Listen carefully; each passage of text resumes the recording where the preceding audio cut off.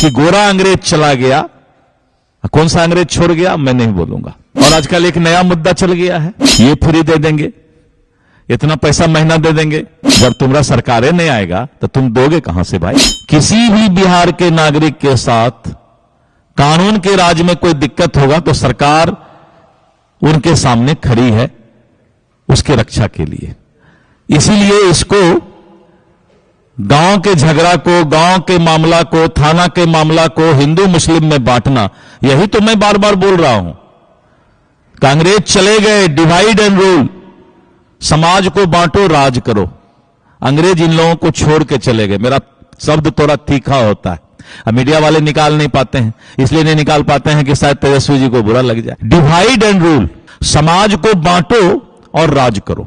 हम क्या बांट सकते हैं? अगर हम मान लीजिए कि बीजेपी के हैं तो 80% से ऊपर तो सनातनी है, तो हमको बांटने की आवश्यकता क्या है? 24% में ही हम राज कर रहे हैं, 80 में मात्र 24-25% में ही हम राज कर लेते हैं, तो हमको तो बांटने की आवश्यकता नहीं है। लेकिन ये लोग बस यही करते हैं, एक छोटा सा मुद्दा को हिंदू मुस्लिम ये वो एकदम, अगर किसी के भी साथ, बिहार के किसी भी एक जनता के साथ भी कोई दिक्कत हुआ है तो नीतीश कुमार जी के कानून के राज में उसको न्याय मिलेगा। इसलिए इसको रंग जो दे रहे हैं, यही अंग्रेजियत, इसी को कहते हैं कि गोरा अंग्रेज चला गया, कौन सा अंग्रेज छोड़ गया मैं नहीं बोलूंगा। गोरा अंग्रेज चला गया, अब गोरा फिर आएगा नहीं यहां। दूसरा कौन कलर अंग्रेज है, कलर थोड़ा सा वो छिपकली की तरह सब कलर बदलता है। चलिए मैं थोड़ा ज्यादा, अब विपक्ष सिर्फ गाल बजा सकता है। हम लोग गांव में सुने थे गाल बजाना, इसके अलावा अब उनके पास कोई मुद्दा नहीं है। और आजकल एक नया मुद्दा चल गया है, ये फ्री दे देंगे, इतना पैसा महीना दे देंगे।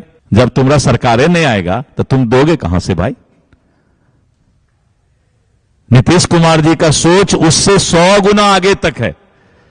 वही महिला 2500 प्रतिपक्ष के नेता को महीना दे दिया करेगी, इतना कमाई हो जाएगा।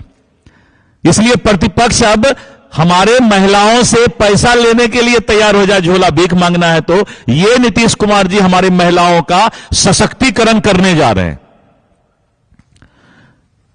इसलिए मित्रों, पूरा बिहार में प्रगति यात्रा के बाद अद्भुत विकास का फैसला कैबिनेट में पहला बार, हमने इतिहास में कभी नहीं सुना था किसी प्रदेश में कि 100-150 से ज्यादा आइटम एक दिन में कैबिनेट पारित करे, ऐसा कभी नहीं सुना।